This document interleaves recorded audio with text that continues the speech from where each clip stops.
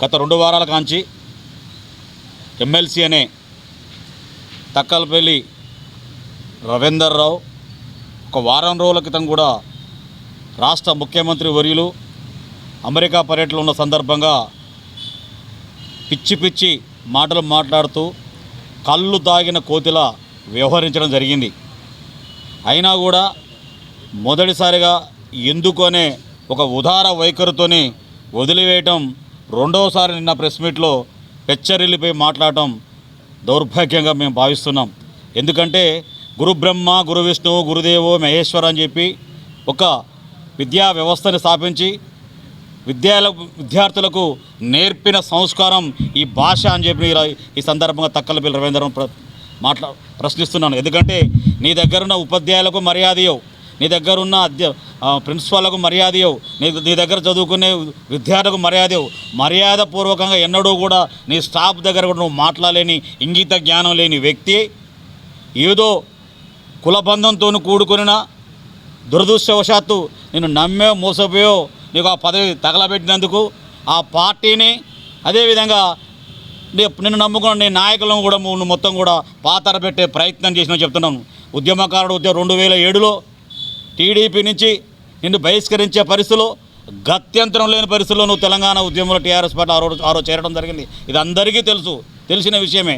వచ్చిన తర్వాత నీ డబ్బు మదహంకారంతో ఎంతోమందిని కూడా ఉద్యమకారులను కూడా ఇబ్బంది పెట్టే ప్రయత్నం చేసినావు. ఒకటి అడుగుతున్న ఈ సందర్భంగా నేను ఫస్ట్ నిన్ను నమ్ముకున్న నీ ఎమ్మడి తిరిగిన నీ కార్యకర్తలకు ఏ పార్టీ న్యాయం చేసినావు చూపించాలి.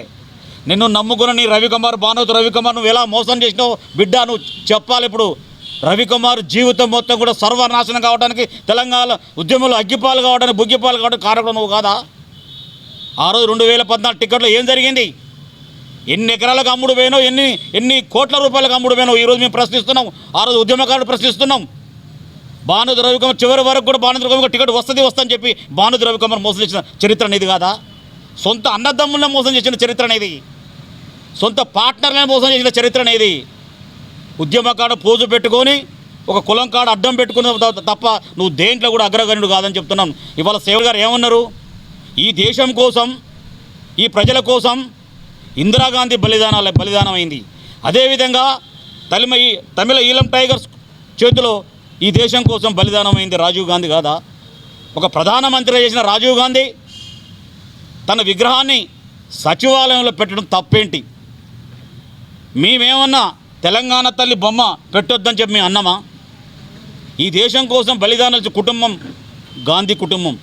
ఆ కుటుంబంలో ఒక వ్యక్తి విగ్రహాన్ని, అది మాజీ ప్రధానమంత్రి, ఈ దేశంలో అనేక సాంకేతిక విప్లవాలను తీసుకొచ్చి, సాంకేతిక విజ్ఞానం తీసుకొచ్చి ఈ దేశం కోసం అహర్నిశలు పనిచేసిన వ్యక్తి రాజీవ్ గాంధీ.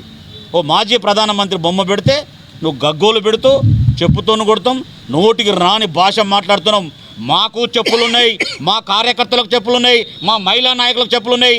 నువ్వు బిడ్డ మేము కనుక తెలుసుకుంటే మహబూబాలో కానీ ఏ ఊర్లో కానీ తిరగలేని పరిస్థితి ఖచ్చితంగా ఏర్పడితే నువ్వు హైదరాబాద్లో తిరగలేవు. మా కాంగ్రెస్ పార్టీ కార్యకర్తలు చెప్పుకుంటే తెలంగాణ ఉద్యమకారులు మోసం చేసింది నువ్వు.